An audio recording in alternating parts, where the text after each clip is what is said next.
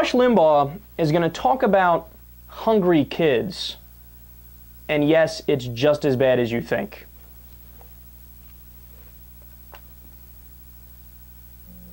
Now kids are being sent letters, their parents are, if they're too fat, while at the same time certain schools are feeding everybody, whether they can afford it or not.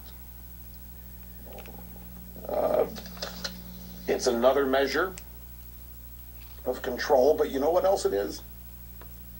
It's another ticket for parents to simply shelve their own responsibility. Mom and dad don't have to worry about providing lunch or breakfast anymore. The school's going to do it. And of course, they'll do it in the summertime too. They'll do it in the summer, even when there's no school. Well, where are the kids going to eat will be the complaint. Well, why not at home? Well, no, they don't get breakfast or lunch at home 9 months of the year, and it's going to be too hard to convince them they need to eat at home when they're... So parents, once again, are being given the option or opportunity to opt out. And the school, read government, will now be, when you get a new pet, what is the first thing you do to try to bond with it? Oh. You want to be the one to feed it, right? Oh. You don't want anybody else feeding that new puppy or kitten.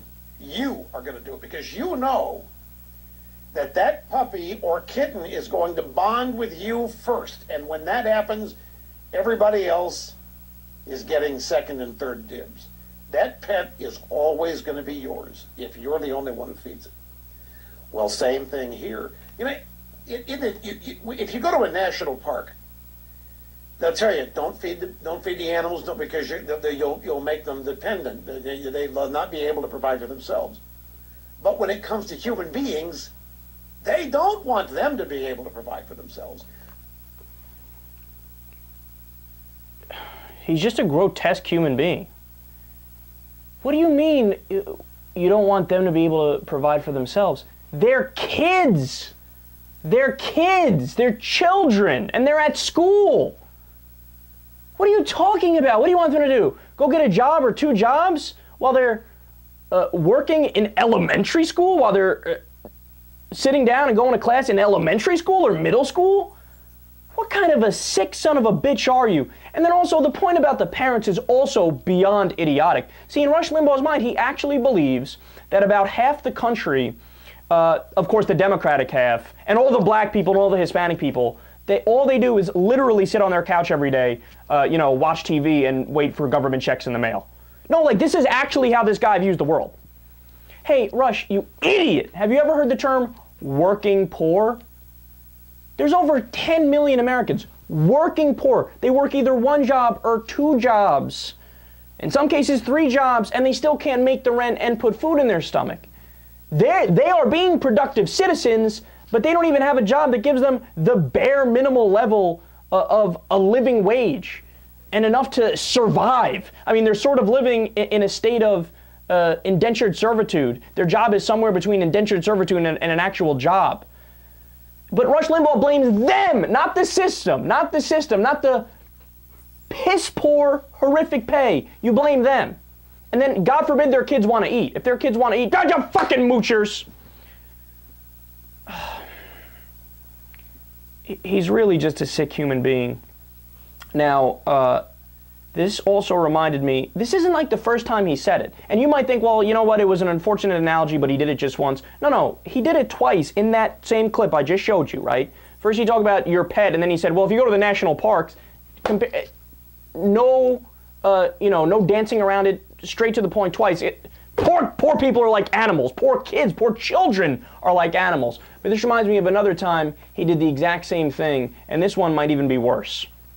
And you know what we're going to do here? We're going to start a feature on this program, Where to Find Food, for young demographics. Where to find food. Now that school is out, where to find food.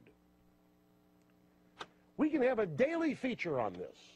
And this will take us all the way through the summer. Where to find food. And of course, the first will be Try Your House. It's a thing called the refrigerator. You probably already know about it. Try looking there. There are also things in what's called the kitchen of your house called cupboards. And in those cupboards, most likely, you're going to find ding-dongs, Twinkies, Lay's Ridgy potato chips, all kinds of dip, and maybe a can of corn that you don't want. But it will be there. If that doesn't work, try a Happy Meal at McDonald's. You know where McDonald's is. There's the dollar menu at McDonald's, and if they don't have chicken McNuggets, dial 911 and ask for Obama.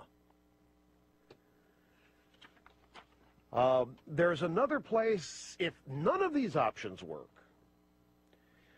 to find food, there's always the neighborhood dumpster. Now, you might find competition with homeless people there, but there are videos that have been produced to show you how to healthfully dine and how to dumpster dive and survive until school kicks back up in August.